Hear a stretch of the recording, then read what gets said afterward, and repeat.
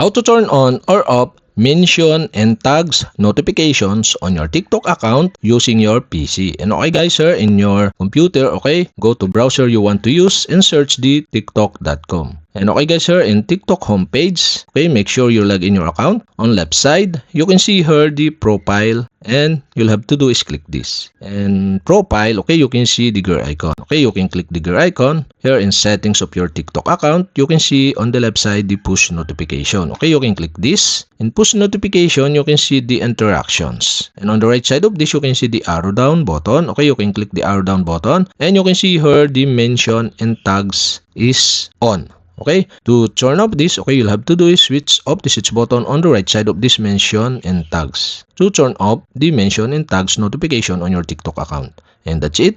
And if you want to turn on again, okay, you'll have to do is switch on the switch button on the right side. And okay guys, we have successfully turned on or off mention and tags notifications on your TikTok account using your PC. And okay guys, if you have a question, kindly comment below. And don't forget to hit the subscribe button and the bell to notify you if I have new video. Okay, thanks for watching.